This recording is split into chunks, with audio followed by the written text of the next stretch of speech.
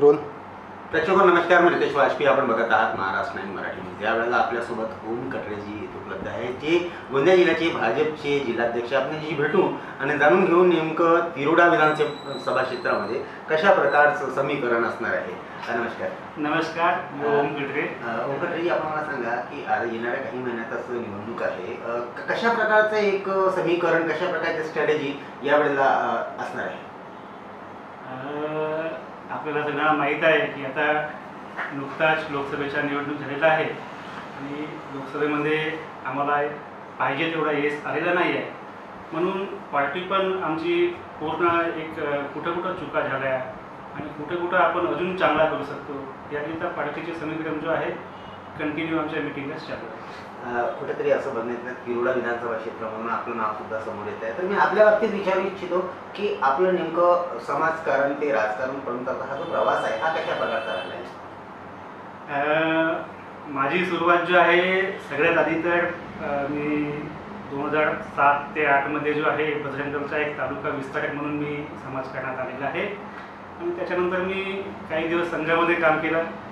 त्याच्यानंतर भाजप युमोमध्ये जिल्ह्याचा उपाध्यक्ष 2दा राहिलेला आहे आणि ही माझी दुसरी टर्म आहे जो मला भाजप युमोच्या जिल्हाध्यक्ष म्हणून दायित्व देण्यात आलेलं आहे.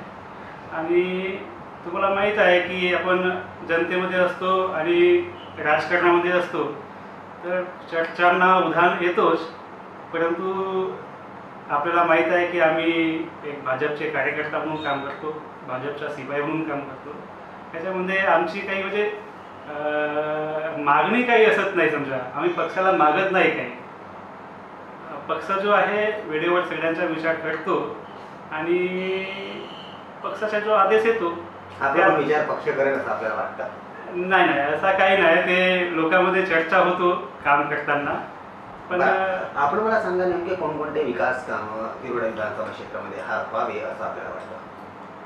नाही, आपण पाहाल तर मागील 10 वर्षापासून आमचे यशस्वी आमदार माननीय विजयभाऊ रांगारे यांच्यामार्फत सिंचनाचं काम असो, रोड रस्त्याचं काम असो, शिक्षणाचं असो आणि जनतेच्या प्रश्नाचे सगळेच प्रश्न ते सोडवण्याचे प्रयत्न करतात आणि माझ्या मते 10 वर्षामध्ये खूप काही कामं झालेली आहेत. ज्या प्रकारे चर्चेला उधाण आलेलं आहे आणि जर पक्षाने आपल्यावर विश्वास दाखवला तर आपण कशा प्रकारे विकास कामे करणार, कशा प्रकारे समोर जाणार, काय सांगणार? पक्षानं विचार करायचा याच्यामध्ये विकास काम जो आमच्या पार्टी लेवलमध्ये चालतोच समजा. आणि तुम्हाला माहीत आहे आम्ही भाजपमध्ये काम करताना 80% समाजकार्य, 20% राजकारण हा ध्येय असतोच आणि देश हिताकरिता आम्ही काम करत असतो. चॅनलच्या माध्यमातून जे मतदार बंधू आपल्याला बघत आहेत त्यांना काय प्रेमाचा संदेश आपला राहणार आहे? सगळ्या मतदार बंधूंना माझं तेच आव्हान आहे की येणाऱ्या दिवसात निवडणूक आहेत आणि आतापर्यंत तुम्हाला माहीत आहे 2014 मध्ये माननीय आमचे यशस्वी मुख्यमंत्री माननीय देवेंजीच्या नेतृत्वात खूप सारे कामं झालेले आहेत.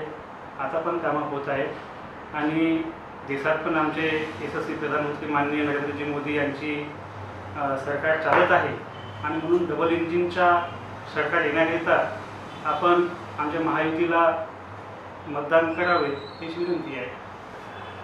विकास जो आहे तो डबल इंजिनच्या पद्धतीने होईल असे आमचे विचार आहे. त्यामुळे महायुतीच्या उमेदवाराला निवडून द्यावी अशी त्यांनी मागणी पण केलेली आहे. कशा प्रकारचा विकास तिरोडा क्षेत्रामध्ये व्हायला पाहिजे हे सुद्धा त्यांनी सांगितलं आणि आपल्याला अशीच बातमी दाखवत राहू. तेव्हापर्यंत आपण बघत राहा महाराष्ट्र 9 मराठी.